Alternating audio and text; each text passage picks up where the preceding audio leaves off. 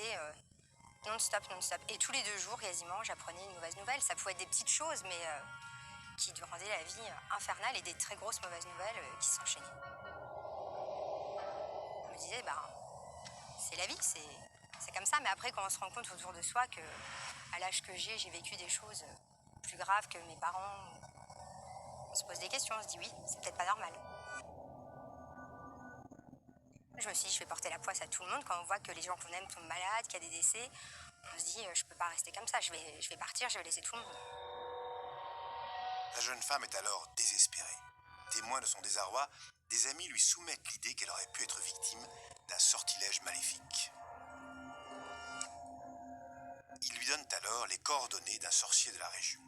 Et malgré ses réticences, ses amis parviennent à la convaincre que seul un sorcier peut combattre un autre sorcier. Je suis allée vraiment parce que j'étais à bout de nerfs et je savais plus quoi faire. Et il m'a dit qu'en effet, il y avait quelque chose, que j'avais mes chemins qui étaient fermés, que j'avais le mauvais œil, quelque chose qui n'allait pas.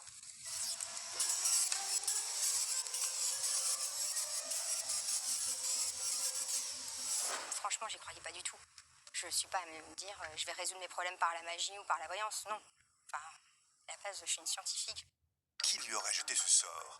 La jeune femme ne voudra jamais le savoir, convaincue qu'il ne faut surtout pas attiser les forces occultes.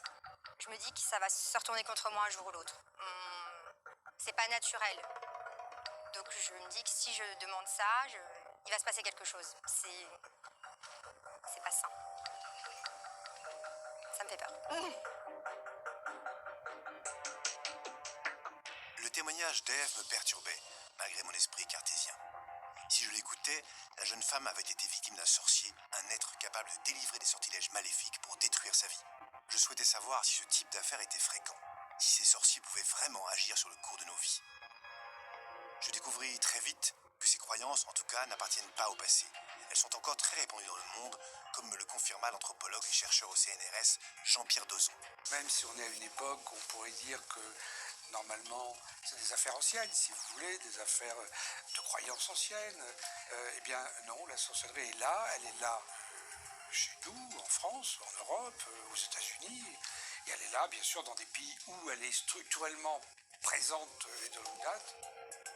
Je crois que pour l'avoir étudié en Afrique, si vous voulez, ça relève de la communauté humaine. Et dès qu'il y a communauté où les gens vivent ensemble, alors bien sûr, on peut vivre ensemble de façon agréable, évidemment, et les gens coopèrent, s'entraident, il y a de la solidarité, mais il y a aussi de la haine, de la jalousie, de la rancune, enfin autant de sentiments humains, si vous voulez, qui sont producteurs de cela. Autrement dit, les équivalents de la sorcellerie, c'est ça, c'est la rancune, la jalousie, le ressentiment et la rivalité, si vous voulez, entre les uns et les autres. Je possédais le témoignage d'un sorcier nommé Mélef, sorcier depuis plus de 30 ans, spécialiste de l'occultisme, qui avait publié de nombreux ouvrages de référence sur le sujet.